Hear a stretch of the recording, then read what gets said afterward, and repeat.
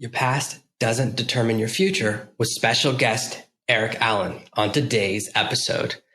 Today's episode is brought to you by Pro Writing Aid. Every word I write needs to be perfect. One typo in an email and I get dozens of replies pointing it out and saying, thought you're an author. That's why I trust Pro Writing Aid. I have every plugin and feature they offer to check my blog posts and when I'm writing offline. No other tool even comes close. Score a lifetime license at servemaster.com/Pro Writing Aid. Are you tired of dealing with your boss? Do you feel underpaid and underappreciated? If you want to make it online, fire your boss and start living your retirement dreams now, then you've come to the right place. Welcome to Serve No Master Podcast, where you'll learn how to open new revenue streams and make money while you sleep.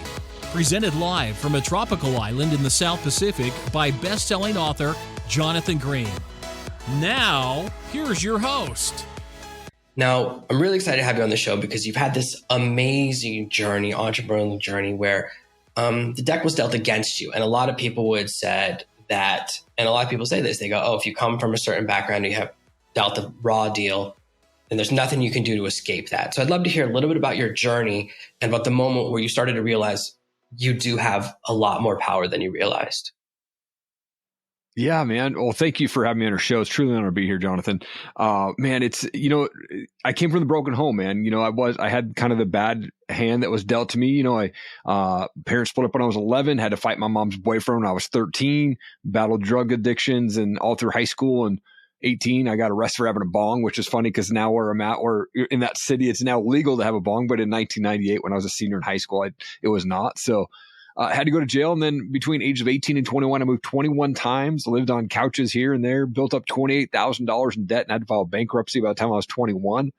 And worked for Universal Records for a year and had another buddy that managed a concert venue for a year. So this 2-year span and lived this rock star lifestyle backstage and all that. And it was in 2004 when I had just been laid off from Universal Records. I was working at Starbucks. And, as a night manager, and a girl walked in and said, hey, we got a cool college age event down to our church. Would you be interested in going? And for me, I was depressed. I was lonely, didn't have any friends.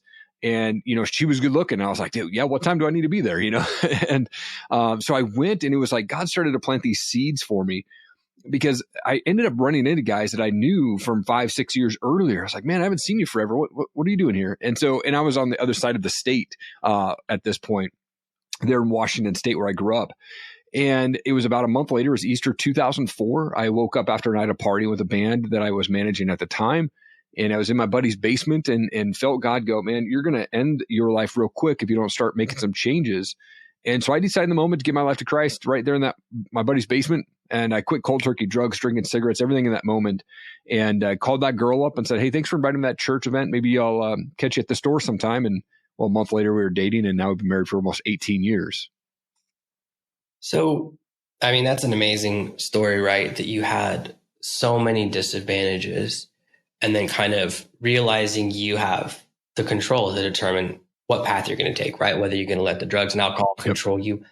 And it sounds like you'd always kind of been dabbling in entrepreneurship, right? Like working with bands, kind of becoming a manager. That's really... And this is something that happened to me is I was like, oh, I could never be an entrepreneur. And then I realized I'd done a lot of dabbling for most of my life without kind of thinking of it that way. Starting little companies, starting side projects, we just don't think of it that way because we're often taught, oh, you have to be born rich or to be an entrepreneur, right? You have to have these massive advantages or you have to get a loan from your parents for $500,000 to start your business. But when you were going through this period of transition, right? And started dating the woman who became your wife, when did you... how was your entrepreneurial journey from that point when you started shifting and saying, I'm going to really drive this thing myself?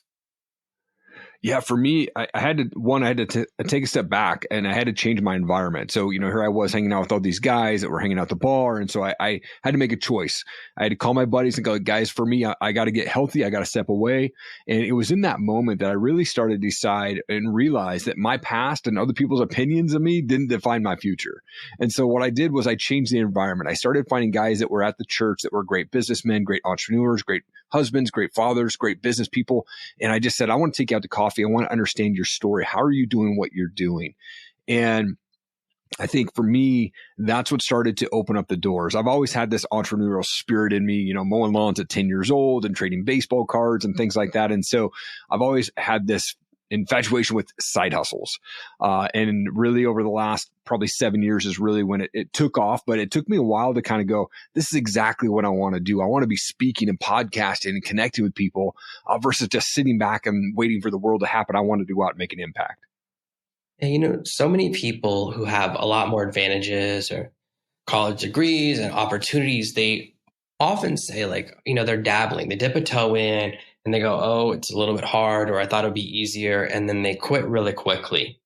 What do you think is the thing inside of you that made you stay through the ups and downs, right? It sounds like it took quite a few years to start putting together the entrepreneur journey. It didn't happen right out the gate, which is what most people hope. They want it to be a successful podcast in the first 30 days.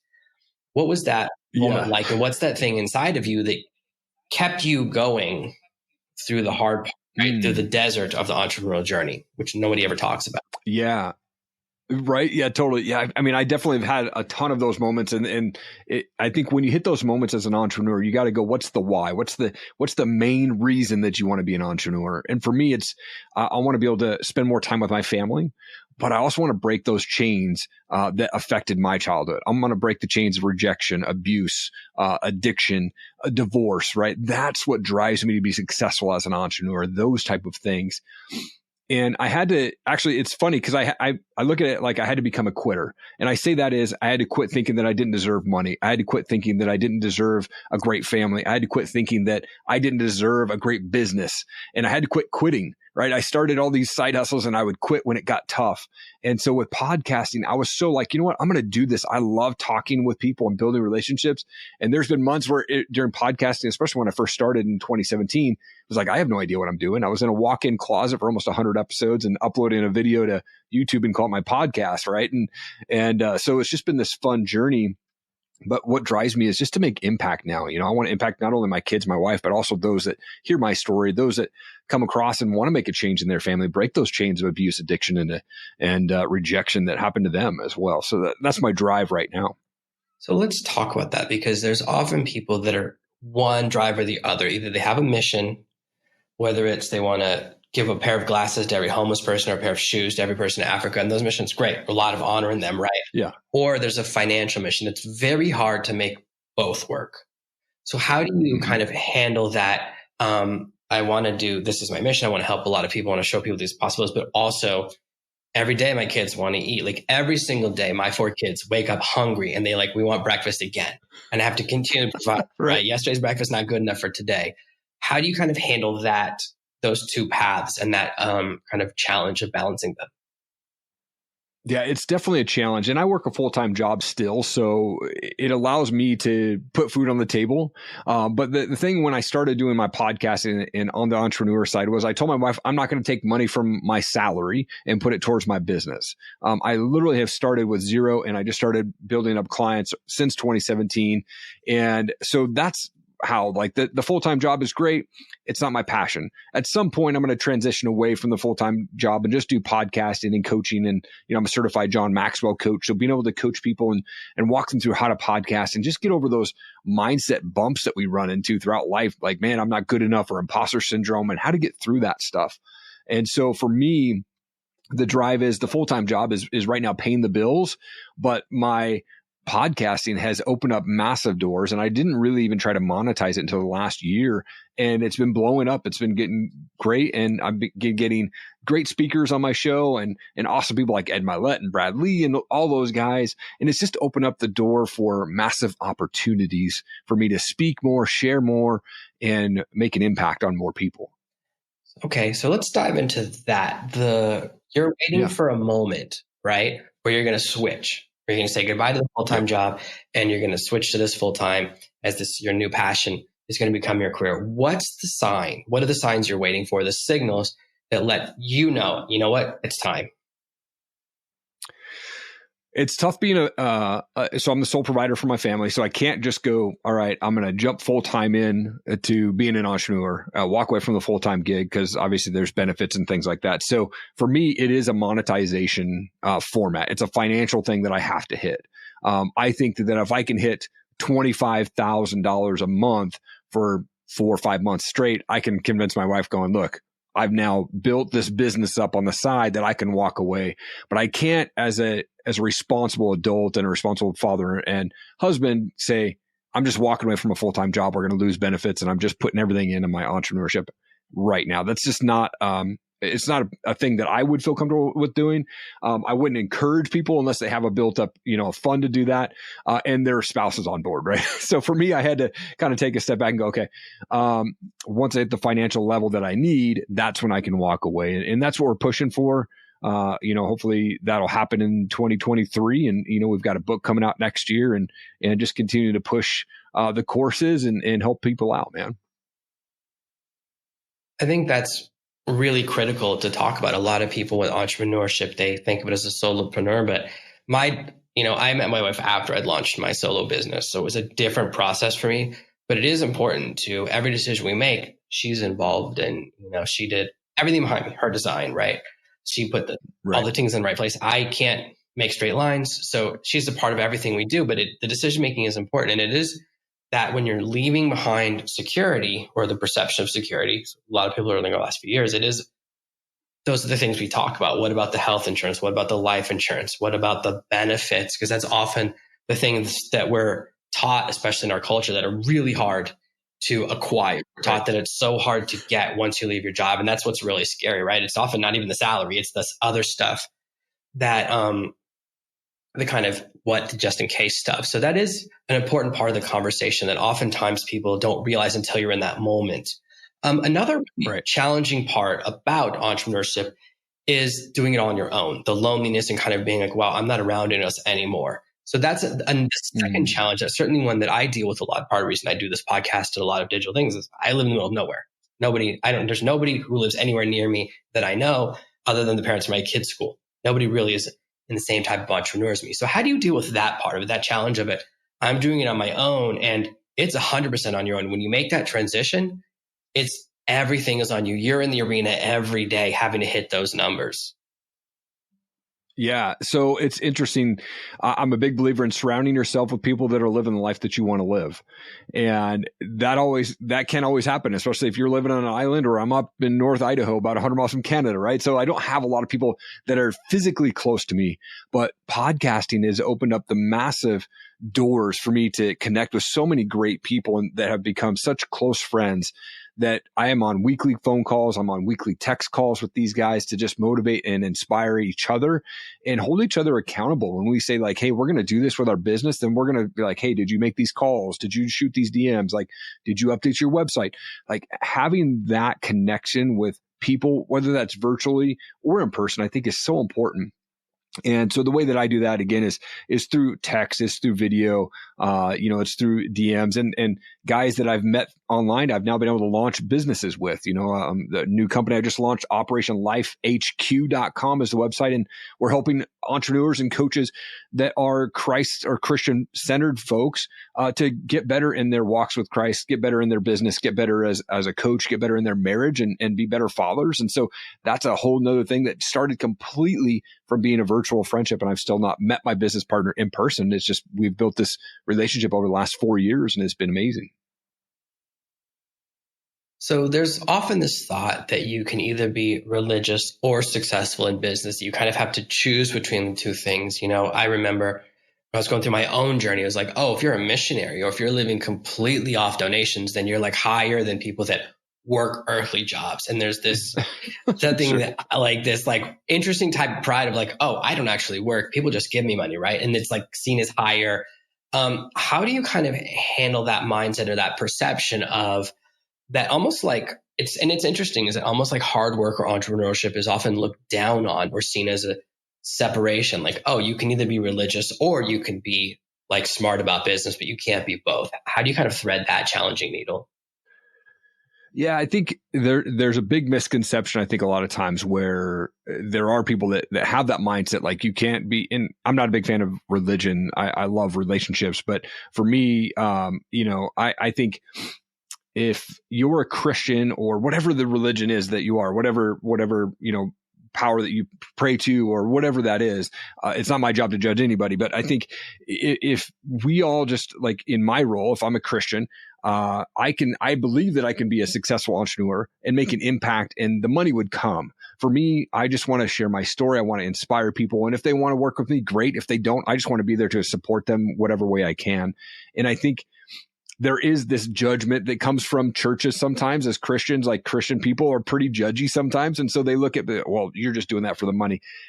Yeah, I got to get paid, but I also want to make an impact. And so there's this fine line that you kind of have to walk, where it's not all about the money, it's about the impact. And I believe that for me, my God will provide to me if I just make a big enough impact. And so that's how I look at it. I hopefully I answered your question there correctly, but So recently I was having this conversation with my dad, and he was like, oh, my one regret is I wish you'd gone to a different college because you would have had like a different experience.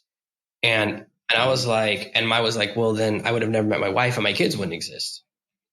So sometimes people talk about regret, is that, oh, if I could go back and change or undo these things. What's your perception on that? Like, if you could go back in time and like change what happened to you at 13 or 15 or 17, would you go back and do that? I don't know if that I would change it, man. I think that I went through. There was definitely some things that I regret doing. Chasing too many girls, things like that in my early years. But I don't know that I would go back and change anything, because I believe that life happens for us, not to us. And I know that Ed Milet has said that, and Tony Robbins has said that. But it's a big thing for me, is I know that I'm here because of the experience that I went through. I have my wife because of the experience that I went through, and there was this chance moment where I was introduced to her, and then here we are, right? So I do think that things happen to us, or for us, not so much to us. And, I think everything works out in the end, wherever we decide to go. And I think we're all on our own journey. And yeah, we can look back and regret. I think the biggest regret that most entrepreneurs might run into is at the end of their days, they might look back and go, I wish I spent more time with my family. And for me, that's really important, that time. So I wake up at 4 a.m. 6 days a week to work on my entrepreneur stuff before I start my full-time gig. And luckily I work from home for my full-time gig. But I think I try to, at 5 o'clock in the evening, I'm like, peace out. I'm done working. I'm going to go spend time with my family. So I really try to put them at the forefront when it comes to spending time with them. So that kind of comes back to something we talked about earlier, which is oftentimes people like, oh, wow, you're like an overnight success. And it's like, yeah, if you don't count the first 10 years and a lot of people I know with families that have built their business, they're either working late nights after the kids go to bed, or they're getting up early and working before they wake up on their side business, on their personal business. And a lot of people miss that part of the sacrifice. The same thing happens to me. I lived on my friend's couch in a studio apartment, which means I slept right next to his feet for a year and a half before I could afford rent to get a bedroom. And people just delete that part, right? They go, oh no, you've always been doing really well. It's like, oh, you don't know what it's like to sleep on a wicker couch, which is the most right. Yeah, totally. The most uncomfortable couch. And, totally. But that's part of it, is the sacrifice. I think that's the part that a lot of people miss. Now, there's also this mindset that you have to suffer in order to succeed, that the more you suffer on the way, the more you deserve success at the end. But people either have those two extreme views. Either you have to absolutely suffer to be allowed to have a successful business, or you just like don't have to do any sacrifice and it's just handed to you. So how do you kind of find that journey and kind of put in the dedication? Because that's, I think, where a lot of people fail, is that they aren't willing to put in the grind, as I call it. Like, there's a saying, oh, do what you love, you'll never work a day in your life, which I hate because I work every day. I love my job. It's still a job. I would much rather right now be downstairs with my kids watching Top Gun Maverick again, because we watched the other night. It was a blast. But I'm still here talking to you, which is great. It's better than most jobs, but I'm still at work, right? So I hate that statement, right? And you often see this in marketing material, like, oh, launch a podcast. It's so easy. Wish it was, right? Like write a book. A lot of, I work with a lot of people, they go, oh, I'm going to write one book and I'm going to get rich. And I was like, boy, do I wish that was a real thing. That sounds amazing. Totally. Like, wow, I wish that was a thing. Like, except for every famous figure dies in poverty. So there's that. How do you kind of find that motivation every morning when the alarm goes? You don't just go snooze. It's the standards that you set for yourself, man. And if you can hold to your standards, that's what gets you up in the morning. That's what gets me up in the morning. Is we're not always going to be motivated to wake up. For me, I'm not always motivated to wake up at 4 a.m. every day, but I know that if I wake up, I'm setting the standard for myself that when I come up, I have a very set schedule, literally down to the minute, where when I'm up, It's 30 minutes of workout. It's 30 minutes of personal development, 30 minutes of prayer and devotion, 30 minutes of skill enhancement every single day. And immediately when I open my eyes, I go, man, God, thank you for another day to see and hug and hold my family. And then I jump out of bed and I make my bed. So those are both wins for me. Those are goals of mine. So immediately I'm starting to stack the wins. My brain is going, yes, we're already on top. We're already winning. And so that's what drives me. And I think if people are driven by motivation, they're going to fail. You have to have good standards and good habits and put those into play on a daily basis. And if that's what would drive you to be, successful in whatever it is that you want to do. But if you're motivated just because you want to be motivated, we're not always going to be motivated every day to go to work or wake up early or things like that. We have to set those standards in place and then stick to them. And if we get off track, then swing back as quick as you can. It's very interesting to me because that's the opposite of how I live my life. So and this is something that sometimes people don't understand, because there's the wake up 4 a.m, the, Jocko Willink sees the day, that mindset of like, everything's super structured. I know what I'm going to be doing every moment of the day. Whereas a lot of people see what I do and they say, oh, it's totally unstructured, but it's completely checklist driven. My desk is covered in checklists of what I need to do this week, what I need to do today. So it's more about, I have a list of priorities. And it's the same thing for me as I work at night, because that's when the kids are asleep. Yeah, I can work all day long, but come on, I live on the beach. Are you crazy? I need to be outside. I need that sunlight. Like what? Yeah, totally. So sometimes I think that's a really important thing is for people to realize is that there are different structures, but you need one. There's sometimes their perception, because I don't like to have anything on my calendar. I do all of my interviews and live teaching all on Mondays for me, 1 day a week, because I hate having stuff on the calendar. Like I just want to get through it. Like half the time when I have a podcast interview, I'm like hoping the person will no show just so I can just like not have to do something at a specific time. But it's very interesting to me because there's the other sector of people that are very regimented. They have a very structured part of the day. Every minute is planned out. I never know what's going to happen. I have no idea what's going to happen tomorrow. The checklist of things I need to work through and kind of have it. And I work in that format. But I think what you're saying is important, that you just have to have a system so that you get tasks done. Like what people sometimes don't perceive, especially for entrepreneurs when you work at home, it never looks like I'm working. You can't really tell from the room. I'm sitting at a computer. I could be doing anything, right? If you're looking from the other side, it's very hard to tell between someone watching a YouTube video and someone editing a YouTube video. It looks the same from the other side of the room.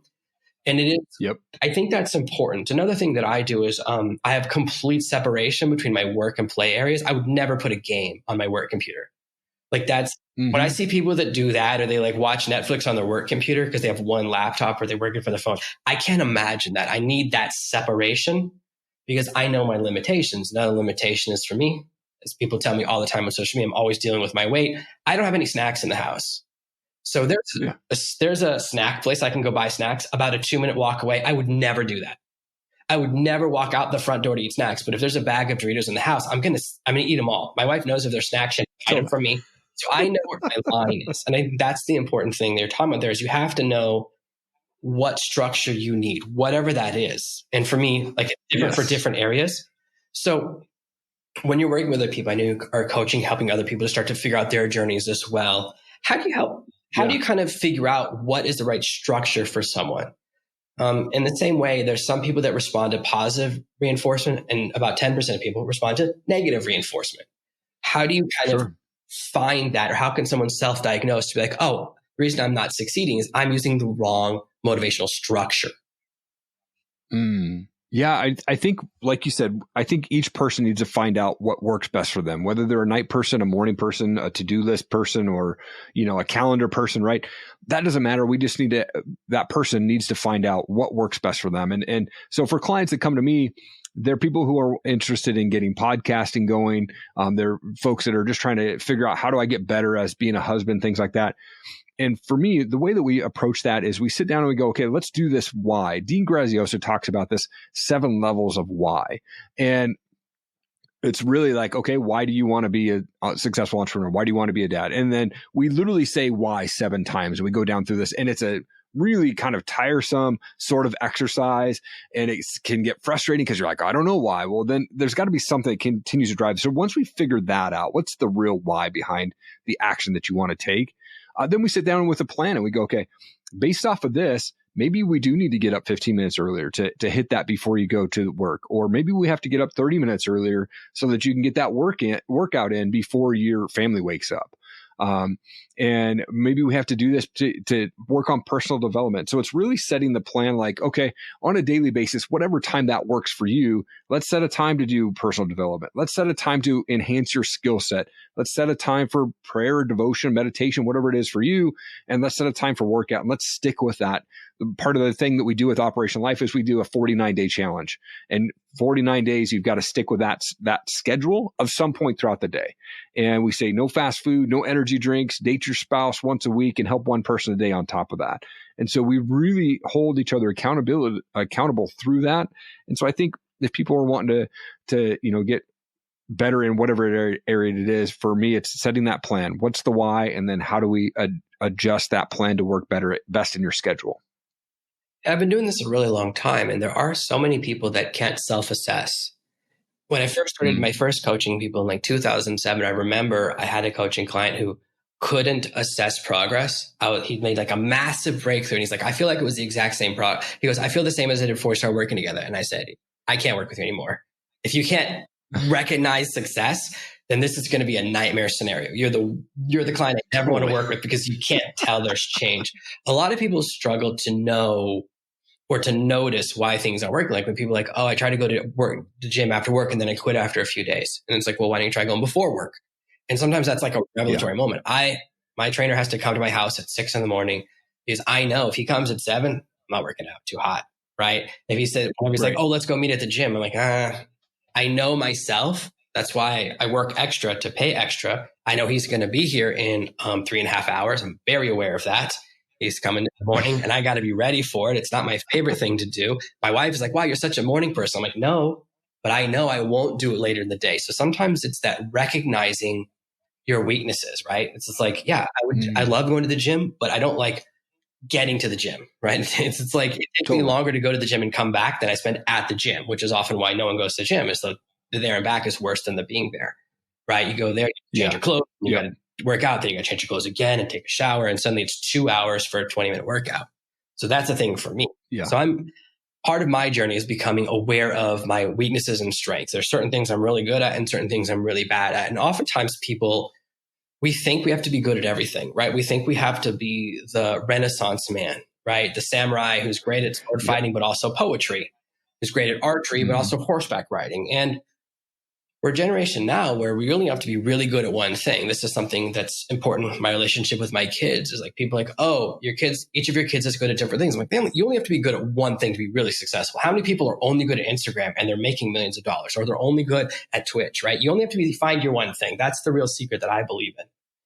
So I agree. When you're finding these areas of strengths and weaknesses in yourself, right? For all the people listening and they're going, oh, I'm good at some areas I agree with Jonathan, some areas I agree with Erik. Like, I often tell people, like, don't try and replicate me because you're different, right? You have a different voice, a different life, a different experience. So of course, you're going to have a different recipe for success. How can people, when they're trying to think, okay, I want to do these things, how can I find my own recipe? Do you have a kind of a self-assessment approach to find your strengths and weaknesses? I think for me, it's trial and error. Over the years of being in the entrepreneur space and following guys like Bradley, and even when I was on Brad's podcast, Dropping Bombs, he talked about this. He's like, look, there's so many entrepreneurs that are being successful in whatever genre there is. It doesn't have to be so hard if you follow what they are doing, but make tweaks to it, your personal situation that gets you closer to your goal. So he's like basically saying, look, there's a lot of entrepreneurs out there that are doing great stuff. Follow what they're doing, but tweak it so that you are going down the right path for your personal goal. And so I think it's trial and error. For me, I've tried many times of like, do I do this for Zoom, or do I do this for Riverside, or do I do this for editing on podcasting? When I have clients, like, man, try this out. Go to the gym, go there for 5 minutes, just sit in the parking lot and come home.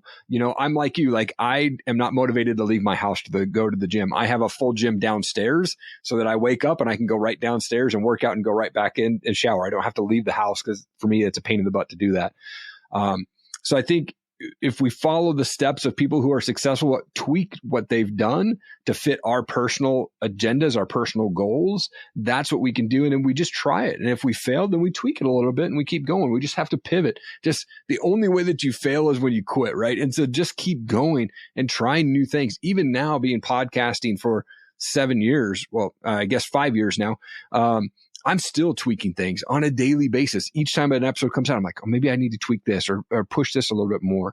Whatever I can do, I'm always trying to learn. You know, when I spoke with Ed Milet, he said, canny, constant and never ending improvement. So I think we just have to figure out what works for us and go all in on that and maybe tweak it a little bit as we go. And that'll help us get closer to our goal in a shorter amount of time. Oh, I think that's a really great note to end on. This has been really, really cool. Where can people find out more about you, see what you're doing online, and kind of connect with you because they've so much enjoyed you on this interview? Well, I appreciate it. Again, thank you so much for having me on our show, man. Truly an honor to be here. ErikAllenMedia.com. It's ErikAllen and then media.com. I'm big on Instagram, so it's just Erik G. Allen. Again, that's Erik and then Gallen. Love connecting with people. I respond to every comment, every DM that comes my way, and just love networking and meeting new people like yourself, man. Again, thank you for having me on our show. It's truly an honor to be here, man. Thank you so much for being here. I know people are going to love this. I can't wait to hear the positive feedback about another amazing episode. Thank you for listening to today's episode. Starting your blog is an amazing step. Now it's time to get your first 100 raving fans as quickly as possible. Let me show you the shortcut to this milestone with my free guide at servemaster.com/100. That's /100. Thank you for listening to this week's episode of the Serve No Master podcast. Make sure you subscribe so you never miss another episode. We'll be back next week with more tips and tactics on how to escape the rat race. Please take a moment to leave a review at servenomaster.com/iTunes. It helps the show grow, and more listeners means more content for you. Thanks again, and we'll see you next week.